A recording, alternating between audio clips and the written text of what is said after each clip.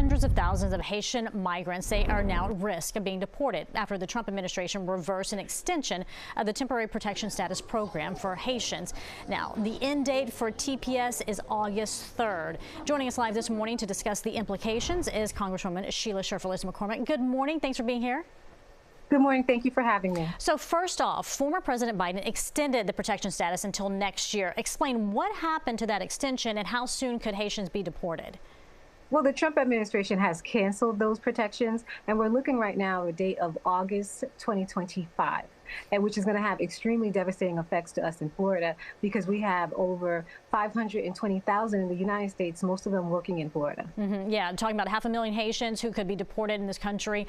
In the midst of a civil unrest, that's where they would be going if they are sent back to Haiti in August. But some would argue, though, Congresswoman, that their status was never expected to be permanent, and some have actually been here for over a decade. So what's your response to that? Well, we can always look at extending it, and we see the issues going on in Haiti. But the truth is, this is going to be a huge economic impact on our economy. Most of the Haitians are working in construction, and in Florida, we have a severe downsize or not enough employees working in construction. Now we're going to have close to 500,000 pulling out of construction projects, but we're also having to deal with the compound effects of Venezuelans who've been denied a TPS also, and they're leaving as early as April, and there's 600,000 of that. So together, putting those numbers together, we're looking at over 1 million people who will have to make a mass exodus who are working in construction and hospitality. Huge economic ramifications, especially for our businesses, and we have to be ready for that. I think there could have been a better way. So let's break this down, because Miramar itself has the largest Haitian community outside of the country. So help us understand, even in a micro version of this, the effect that this will have on South Florida. Well, many of our businesses, they rely on TPS workers. And so what you're going to find is more people not going to work. And by by August, they're completely not going to work. So those companies, those developers who are building housing, we have a huge housing shortage. You're not going to see them.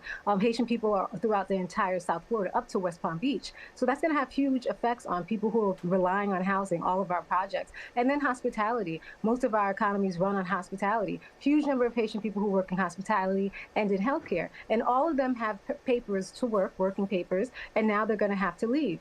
We need to think these things out, because we're seeing many casualties. We're seeing a lot of collateral damage, and it's going to be the American people who will suffer it. And I think at the end of the day, the American businesses who are going to be devastated need to speak up. We've been fighting for this over and over, but I haven't heard the businesses who are going to be decimated speak up. Congresswoman, what do you want then? How long do you want it extended? Because it's not supposed to be permanent.